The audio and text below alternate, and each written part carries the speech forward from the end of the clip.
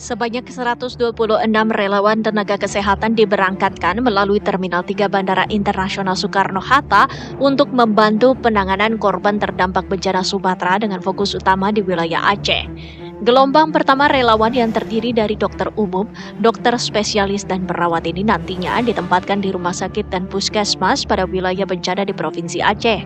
Sebelumnya, sebanyak 70 tenaga kesehatan telah diberangkatkan dan kini berada di Aceh dan Medan. Sementara, pengiriman relawan lanjutan akan terus dilakukan secara bertahap, yaitu sebanyak 207 relawan, disusul 87 relawan pada hari berikutnya. Sejak hari ketiga pasca bencana, Kemenkes telah mengirimkan banyak tenaga kesehatan. Pengiriman dilakukan secara terstruktur agar distribusi tenaga medis merata di seluruh wilayah terdampak. Hingga 22 Desember mendatang, total sekitar 600 tenaga medis dan tenaga kesehatan akan diberangkatkan ke wilayah terdampak bencana di Sumatera. Dengan penambahan tenaga medis ini diharapkan penanganan korban serta pelayanan kesehatan masyarakat dapat berjalan lebih efektif sekaligus mempercepat proses pemulihan di wilayah terdampak. Tim TV One mengabarkan.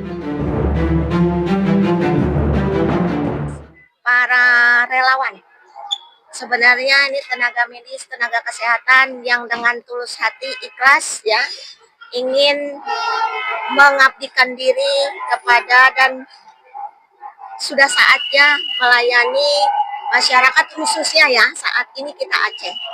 Ke depan insya Allah batch berikutnya kita akan menuju Sumatera Barat ya, khususnya yang paling terdampak di Agam ya, kemudian Sumatera Utara, dan sekarang konsentrasi kita di Aceh karena yang paling banyak terdampak sekali ya. Sebenarnya ini bukan hari ini aja kita mengirim, sudah mulai dari hari 3 sejak bencana itu kita sudah mengirim banyak, tetapi belum terkoordinir seperti ini ya. Jadi langsung masuk teman-teman karena inilah semangat kita, semangat Pancasila kita yang memanggil kita, bahwa saudara kita memanggil kita untuk bisa kita mengabdikan diri kepada mereka. Ya pemirsa, ada rasa lega ya Rati ketika mendengar bahwa sebanyak 126 dokter-dokter tenaga kesehatan ini sudah diberangkatkan nih ke lokasi bencana. Karena tantangan pasca bencana adalah bagaimana kondisi kesehatan para penyintas. Betul. Memasuki pekan keempat sudah muncul keluhan-keluhan kesehatan, kemudian di sana juga terbatas sanitasi dan fasilitas kesehatannya. Lalu bagaimana penanganannya sejauh ini nanti kita akan bahas ya. Nah itu dia, karena tadi dikatakan semangat kemanusiaan yang akhirnya memanggil berbagai pihak untuk langsung menyalurkan tenaganya kepada masyarakat yang terdampak. Pagi hari ini kita sudah bergabung bersama Dr. Widiawati, juru bicara Kementerian Kesehatan. Selamat pagi. Selamat pagi Mbak. Ya? Salam sehat. Salam sehat. Kemudian juga Dr. Guntur Utama, Ketua Divisi Relawan Mercy. Selamat pagi Dr. Guntur. Sehat ya? Alhamdulillah sehat. Alhamdulillah. Dan kita juga akan pantau dulu bagaimana kondisi di posko kesehatan di Tapanuli Tengah. Sudah ada rekan kami Syaren Situmorang langsung dari Tapanuli Tengah. Selamat pagi Syaren, bagaimana kondisi di sana? Silakan infonya. Baik, selamat pagi pemirsa TV One. Saat ini saya berada di Gedung Olahraga Pandan, tepatnya ini merupakan salah satu tempat pengungsian utama di Kota Pandan, Tapanuli Tengah. Dan pemirsa, saat ini untuk pengungsi yang ada di Gor Tapanuli Tengah ini ada mencapai saat ini 400 lebih pengungsi. Dan memang secara berangsur pengungsi sudah mulai sebagian berpulangan. Kalau di awal itu memang mencapai di angka 1.000 pengungsi. Lalu kita memang sebenarnya pengen tahu nih gimana para pengungsi ini bisa untuk mendapatkan pelayanan kesehatan yang sedang memang sejak awal ini dibuat di dalam posko ini. Mungkin saya bisa perlihatkan langsung bagaimana ini bahwa saat ini sedang ada pengungsi yang sedang dilakukan pemeriksaan kesehatan di sini oleh tim dokter kesehatan dari Dinas Kesehatan. Seperti ini. Ya, memang untuk saat ini kalau jumlah pengungsi pemirsa di Gedung Olahraga Pandan ini sudah mencapai sekitar 400 orang lagi. Tapi rata-rata kalau yang informasi atau data yang kita dapatkan dari Dinas Kesehatan, rata-rata ini penyakit yang diderita para pengungsi ini adalah gatal-gatal, kemudian ada asma dan batuk, kemudian ada ispa. Kita coba berbincang-bincang dulu sama seorang pengungsi, Bu. Di sini Bu apa namanya, Bu? Ya, Sri Asmara. Ibu pengungsi dari mana nih, Bu? Jalan Baru Tuka. Ini udah berapa lama di sini?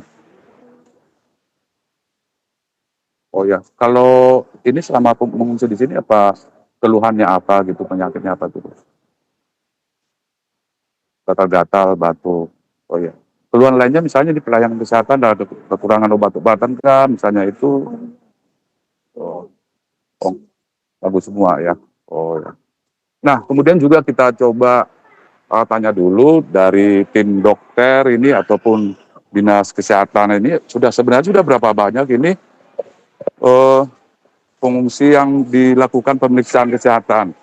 Ini kita sedang bersama Ibu Kepala Dinas Kesehatan Tabung Tengah, Ibu Lisna. Ibu Lisna mungkin bisa disampaikan sejauh ini sudah berapa banyak ini pasien atau pengungsi yang sudah dilakukan pemeriksaan di posko-posko ini atau mungkin di posko yang lainnya, Bu? Oh ya, jadi dapat saya sampaikan pengungsi di awal kejadian itu mencapai sekitar 1000-an, tapi dia lama-lama jadi berkurang.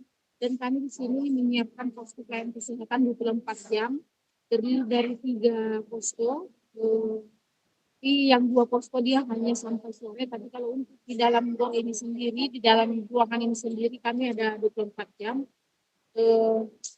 Di mana petugas kita yang paling sering melayani korban dampak banjir ini adalah gatal-gatal, kemudian ispa, dan juga sakit kepala dan demam. Pelayanan kesehatan yang sudah kami berikan kepada warga berdampak banjir ini di awal itu bisa mencapai sampai saat ini per hari bisa sampai 200-an. Tapi kalau sekarang dia sudah mulai berkurang. Namun total semua yang sudah kami layani sampai hari ini. Baik, terima kasih Sharon. Sharon. Yang berada di sudah Oke. Oke. Ya, itu tadi keterangan dari Kepala Dinas Kesehatan Tabung Tengah. Kemudian memang tadi pasien atau pengungsi ini mengatakan bahwa layanan kesehatan di posko kesehatan yang ini 24 jam setelah masyarakat sudah mulai berdatangan mengungsi ke Gor Pandan Tapanuli Tengah ini. Sementara itu yang bisa informasi yang saya sampaikan pagi ini dari Tapanuli Tengah. Kembali ke studio. Situmorang atas laporannya, selamat bertugas kembali, jaga kesehatan selalu.